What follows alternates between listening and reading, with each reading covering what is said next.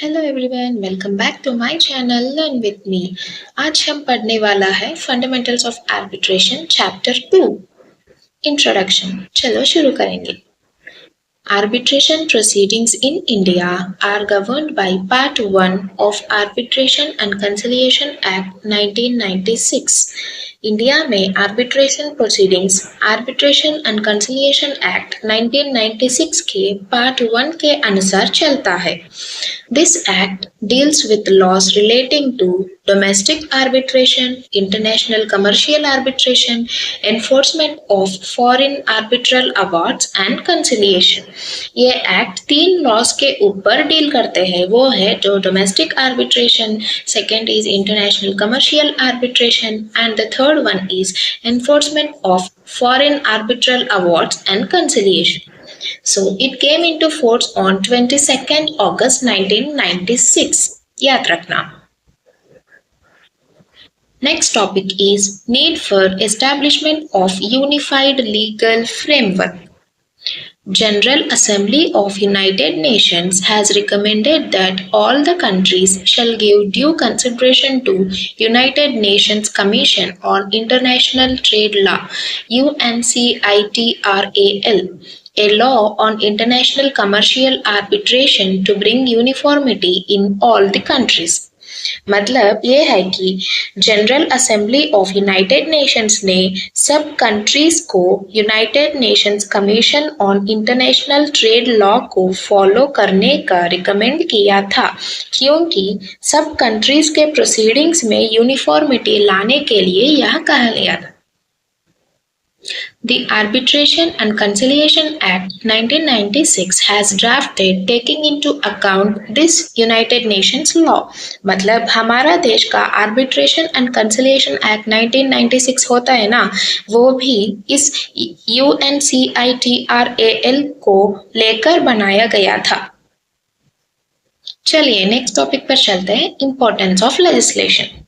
Supreme Court of India directed that all the courts shall direct the parties to alternative dispute resolution methods like arbitration, conciliation, mediation, etc. मतलब ये है कि supreme court ने बोला गया कि सब कोर्ट्स पार्टीज को ADR मेथड्स यूज करने को डायरेक्ट दिया जाए। Next, the High Court of Madras said that foreign lawyers cannot be debarred to come to India and conduct arbitration proceedings in respect of disputes arising out of a contract relating to international commercial arbitration. मतलब ये है कि High Court of Madras ने कहा कि international commercial arbitration proceedings को India में conduct करने से फॉरेन लॉयर्स को नहीं रोकना चाहिए।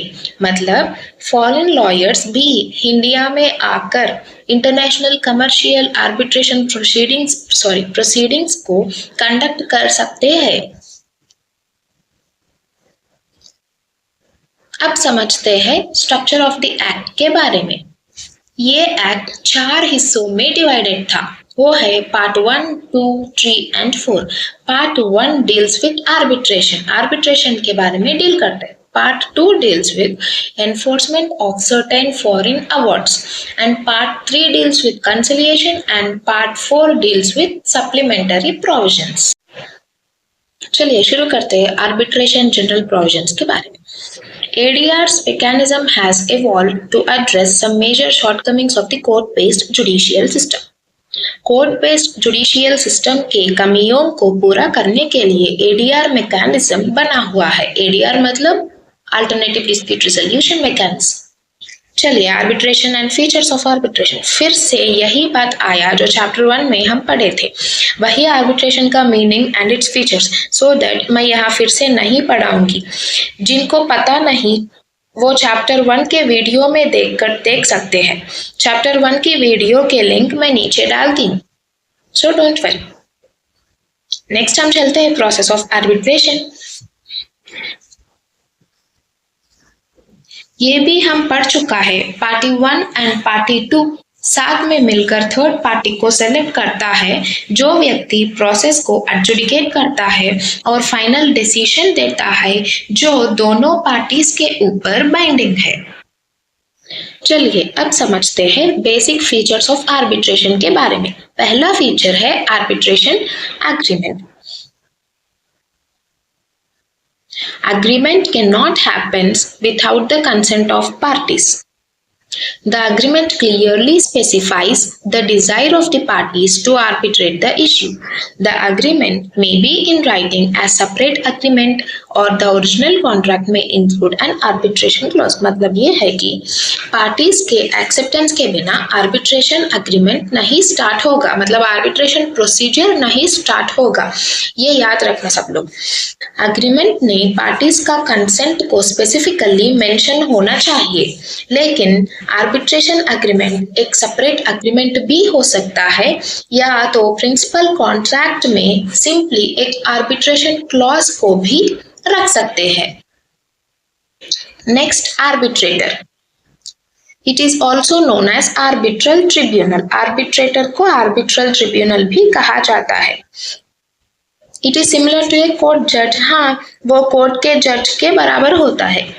Arbitrator should be impartial. हम पढ़ चुका है arbitrator must be impartial, independent, unbiased. If arbitrator is not independent they could be removed by the court. Arbitrator impartial रहना चाहिए, वरना उसको कोर्ट ने रिमूव कर सकता है। Next, seat of arbitration.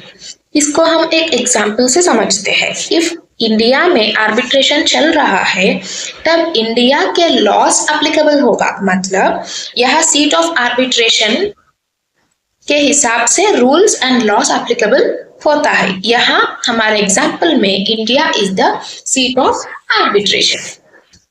Next, autonomy of parties in respect to procedure of arbitration. The procedure is more flexible that the parties can decide the kind of procedure they want to adopt, that is hearing kind मतलब oral or written, number of arbitrators, place of hearings, language of hearings etc. हमको already पता है it is more flexible and इसमें parties ने जो procedure वो चाहता है, पार्टीज ने जो प्रोसीजर वो चाहता है, जो लैंग्वेज में चाहता है, कहाँ होना चाहिए, या सब पार्टीज डिसाइड कर सकते हैं। मतलब ये सारा hearing kinds, number of arbitrators, किस आर्बिट्रेटर को हम चाहते हैं, कहाँ चाहते हैं, लोकेशन किस लैंग्वेज में चाहते हैं, वो सब डिसाइड कर सकते हैं parties only. Next, final outcome. No appeal against arbitral tribunal. ये भी हम प्रीवियस क्लास में समझा था कि आर्बिट्रल अवार्ड यानी आर्बिट्रेटर के डिसीजन के ऊपर कोई भी अपील नहीं कर सकता। Arbitral award can be set aside only on a few grounds such as invalid arbitration agreement, parties incapacity, independence, unfair procedure। यानी कुछ चीजें हैं जो जिनके ऊपर अपील करने का चांस होता है। वो है कि आर्बिट्रेशन एग्रीमेंट इनवैलिड होने से हमें अपील कर सकता है, और पार्टीज इनकेपेसिटी इनकैपेबल होता है, तब हम अपील कर सकते हैं आर्बिट्रल अवार्ड के ऊपर। आर्बिट्रेटर ने इंडिपेंडेंट या इम्पार्शियल ना हो जाता है और उसने अनफेयर और इलीगल प्रोसीजर चलाया, तब हमें अपील कर सकते हैं कोर्ट के ऊपर, सॉरी आर्बिट्रल अवार्ड के ऊपर। नेक्स्ट हुआ कॉन्फिडेंशियलिटी। कॉन्फिडेंशियलिटी भी हमें पता है इंफॉर्मेशन को डिस्क्लोज नहीं करना चाहिए, जिनकी वजह से पार्टीज फ्री से साथ इंफॉर्मेशन को शेयर कर सकते। And the final one is arbitral awards. Arbitral award is a decision by the arbitrator on the dispute which was final and binding. वही है arbitral award, मतलब arbitrator ने जो decision देता है उनको arbitral award कहा जाता है। वो final और binding है पार्टीज के ऊपर, दोनों पार्टीज के ऊपर। The next topic is section 3, receipt of written communications. Unless or otherwise agreed by the parties, Any written communication is deemed to have been received if it is delivered to the addressee personally or at his place of business or his habitual residence or through mail. मतलब arbitration proceedings के बारे में एक party दूसरी party को कभी कभी letters और एनी डॉक्यूमेंट्स भेजने पड़ते हैं. वो लेटर्स और other documents deemed to be received माना जाता है जब हमें एड्रेसी को डायरेक्टली जाकर देने से या हिज बिजनेस प्लेस पर भेजने से या उनके घर पर या through mail. If none of the places in Clause A can be found after reasonable inquiry, a written communication is deemed to be received if it is sent to addressee's last known address. मतलब if reasonable inquiry करने से भी हमको उनका address नहीं पता चला, तब हमें लास्ट नोन एड्रेस पर भेजने से deemed to be received माना जाएगा. The communication is deemed to have been received on the day when it was delivered. This does not apply to the proceedings of any judicial authority. Judicial authority मतलब court के proceedings में ये नहीं चलेगा, मतलब ये प्रोविजन नहीं applicable होगा कोर्ट के प्रोसीडिंग्स में.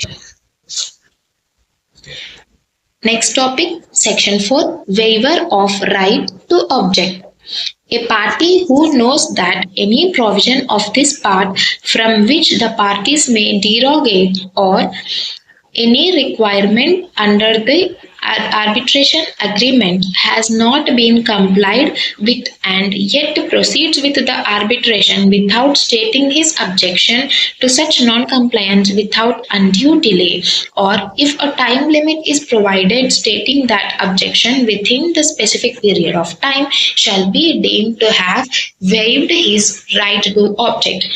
मतलब ये है कि एक पार्टी ने गलत राह में प्रोसीडिंग्स चालू किया था या इन्हीं रिक्वायरमेंट को नहीं फुलफिल किया जो दूसरे पार्टी को पता है, फिर भी वो ऑब्जेक्शन ना करके प्रोसीडिंग्स को कंटिन्यू करता है, तब माना जाएगा कि he has waived his right to object. मतलब ऑब्जेक्शन करने का उनका जो राइट होता है वो छोड़ दिया, ये माना जाएगा. इसके बारे में हम इम्पोर्टेंट पॉइंट्स पढ़ते हैं. There must be voluntary relinquishment of a known right by the party. ये वॉलंटरी होना चाहिए.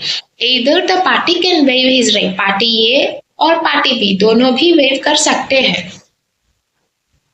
There is no waiver if party is proceeding with the arbitration under objection. मतलब पार्टी ने ऑब्जेक्शन किया और ऑब्जेक्शन करके प्रोसीडिंग्स कंटिन्यू किया है, तब वेवर ऑफ राइट नहीं माना जाएगा. Objections should be raised with in time limit. Objections rise करने को भी एक टाइम लिमिट होता है. There is no waiver if party is prevented on the account of circumstances beyond his control for an extended period of time from sending any communication. लेकिन if object करने का time limit बीत गया जो party के हाथ में नहीं है, जो पार्टी के कंट्रोल में नहीं है, then he can ask for extended time to object and that extended time पर वो objections raise कर सकते हैं. जिसके ऊपर एक एग्जाम्पल बात करते हैं. पार्टी ए आर्बिट्रेशन प्रोसीडिंग्स चालू किया पार्टी बी के ऊपर. पार्टी बी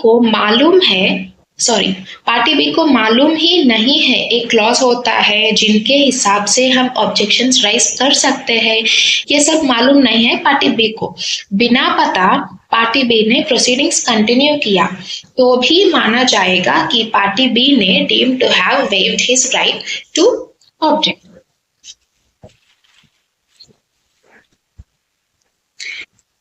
नेक्स्ट हम चलते हैं सेक्शन 5 की तरफ.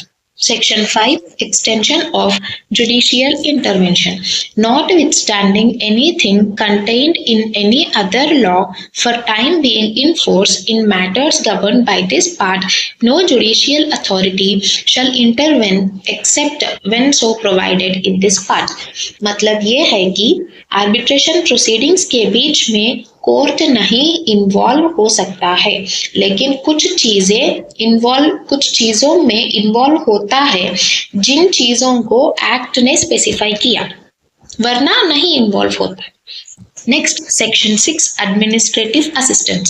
In order to facilitate the conduct of arbitrational proceedings, the parties or the arbitral tribunal, with the consent of the parties, may arrange for administrative assistance by suitable institution or person. Normally, parties को flexibility दिया जाता है proceedings की method select करने का, लेकिन rule नहीं है कि सब लोग पढ़े लिखे हो। कुछ लोगों की नहीं मालूम होगा क्या करना है, कैसा करना है, ये सब नहीं मालूम होगा कुछ लोगों को। उस लोगों के लिए स्पेशली पार्टीज की कंसेंट से आर्बिट्रल ट्रिब्यूनल ने असिस्टेंस प्रोवाइड करता है। चलिए अब नेक्स्ट टॉपिक पे चलते हैं, arbitration agreement. Under the Indian law, every individual has right to approach the court for the resolution of his dispute. हमें पता है सब लोग का हक है कोर्ट को जाने का in case of any dispute. Arbitration cannot happen without the parties consenting to submit their dispute to arbitration. मतलब पार्टीज की एक्सेप्टेंस और कंसेंट के बिना आर्बिट्रेशन नहीं स्टार्ट होता है। The document which notes this consent is called arbitration agreement. जिन document में ये कंसेंट जो पार्टीज ने देता है उसको आर्बिट्रेशन एग्रीमेंट कहा जाता है। It may be in form of arbitration clause or a separate agreement. ये सेंटेंस हमें बाद में देख लेंगे। It must be in writing. Writing में होना जरूरी है। चलिए, there are two types of arbitration agreement. Arbitration agreement दो तरीके से होता है, एक है arbitration clause और दूसरा है submission agreement. पहला arbitration clause. It is a clause contained within the principal contract. ये एक सेपरेट अग्रीमेंट नहीं होता है, जो प्रिंसिपल कॉन्ट्रैक्ट में ही एक अग्रीमेंट का क्लॉज रख लेगा पार्टीज ने, वही आर्बिट्रेशन की बराबर होता है। एग्जाम्पल से समझ लेंगे। Party A and party B के बीच में एवरी ईयर माल बेचने का कॉन्ट्रैक्ट कर लिया। ये जो गया प्रिंसिपल कॉन्ट्रैक्ट, ये हो गया था प्रिंसिपल कॉन्ट्रैक्ट। ये तो माल बेचने का कॉन्ट्रैक्ट वो करा, वो प्रिंसिपल कॉन्ट्रैक्ट होता है।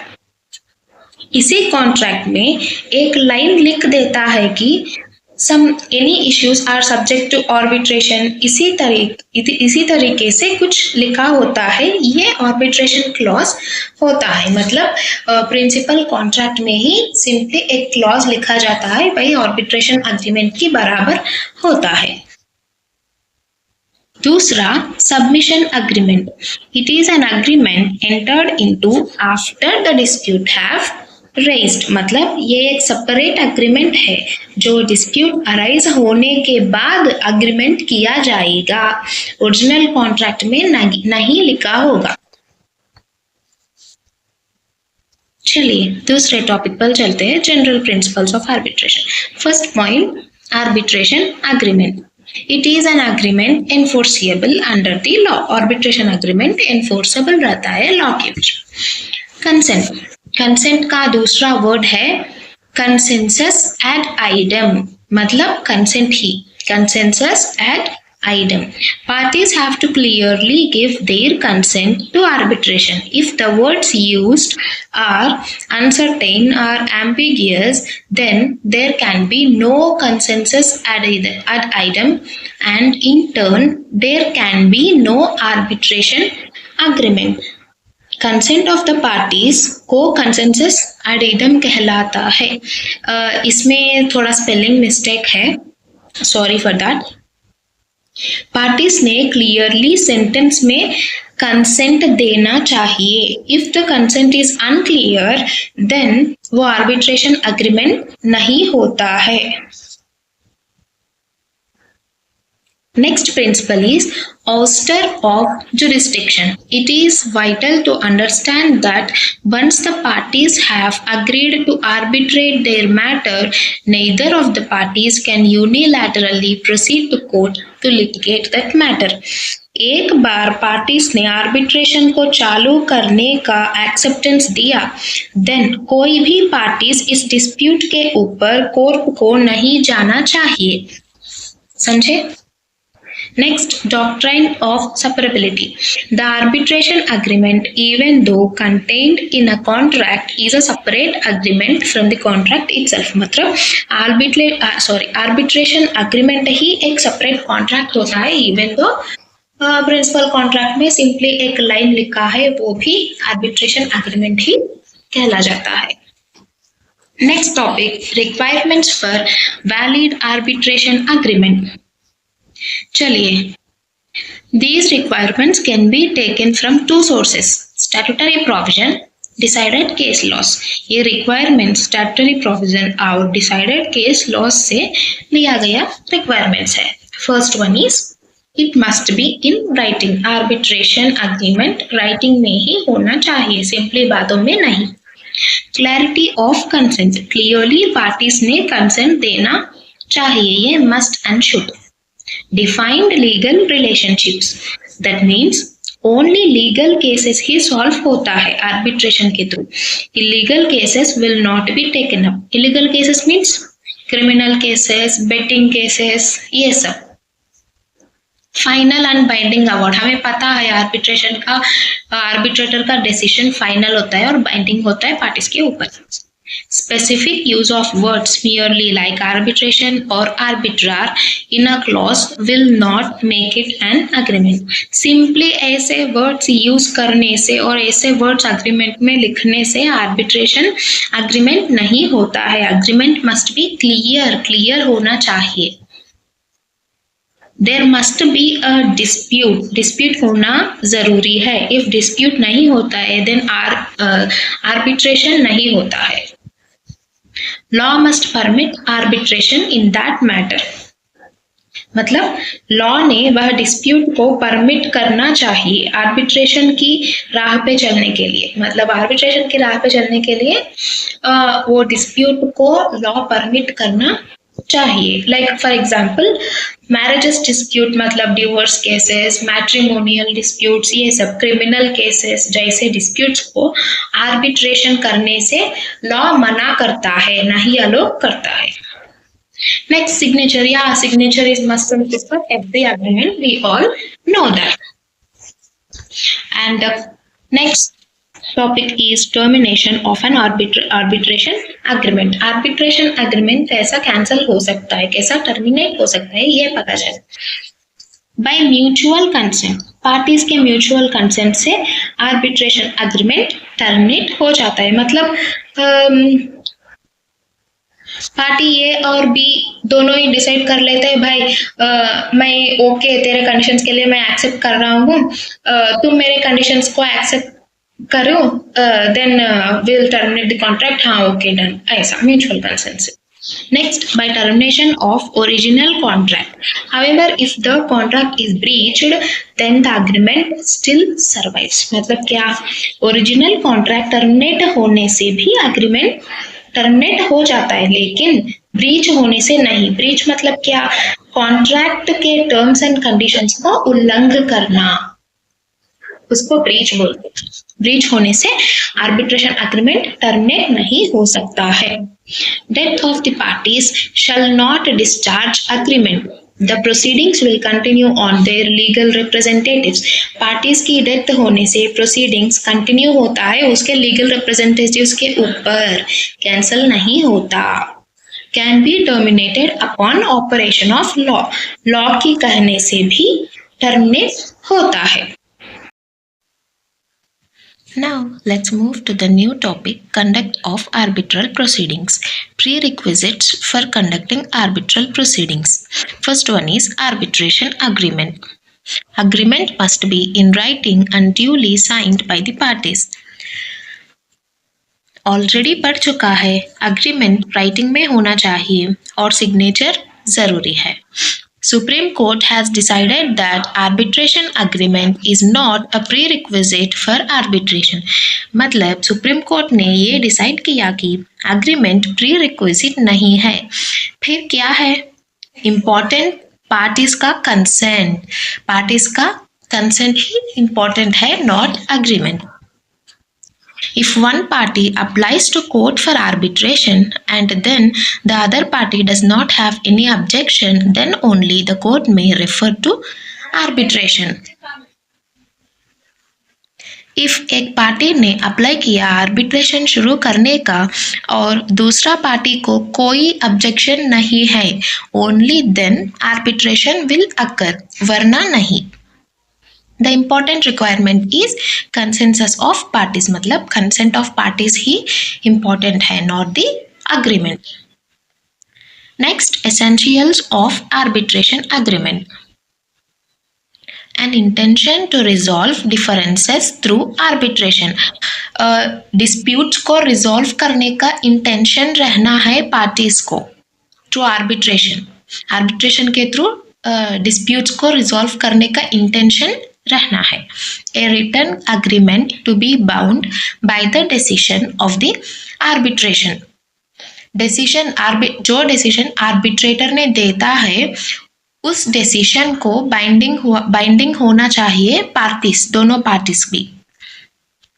Consensus addendum among the parties to arbitration. Consensus addendum means consent होना है दोनों पार्टीज के बीच में. Consent to refer the dispute to arbitration. ये भी consent होना चाहिए. The dispute which arises must be referred to arbitration. ये हम एक एग्जाम्पल से समझ लेंगे. एक होटल ओनर ने फ्रूट सेलर से अग्रीमेंट करता है फ्रूट्स बेचने का every month.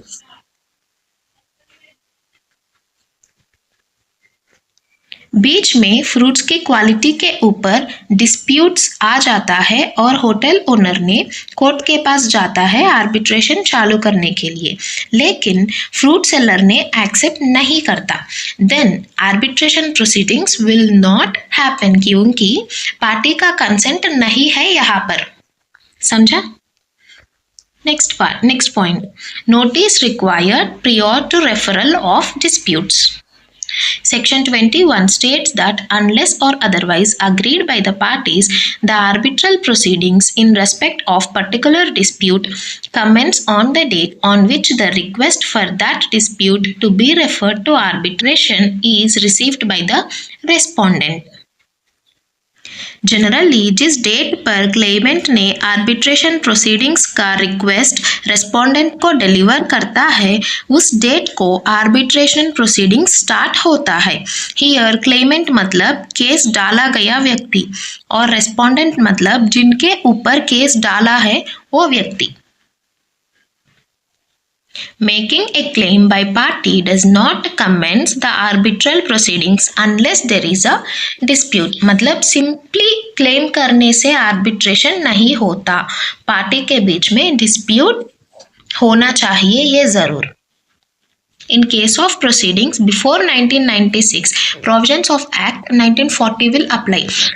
Arbitration and Conciliation Act 1996 में enforceable होना स्टार्ट हुआ है, लेकिन 1996 के बिफोर जो डिस्प्यूट्स होता है उसके लिए आर्बिट्रेशन एक्ट 1940 अप्लाई होता है. Next point is appointment of arbitrators.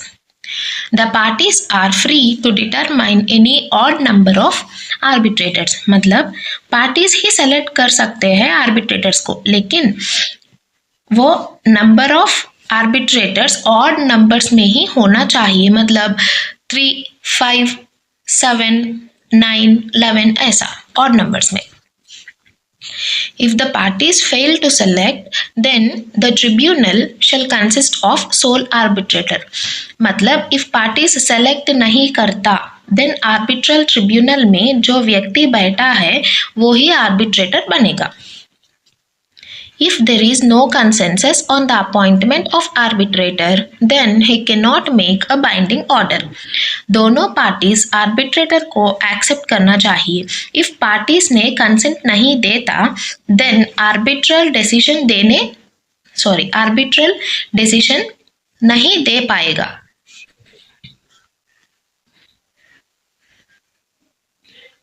Even if he gives the decision, it will not bind on any of the parties.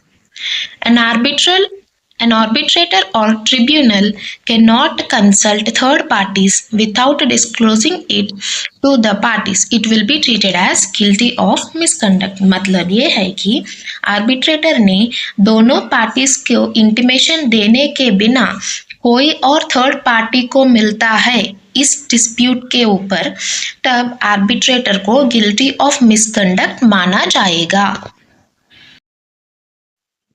So that's the end of the video. I will upload the part 2 of this chapter very soon. If you like the video, please like, share and subscribe and share to the needful persons. Thank you.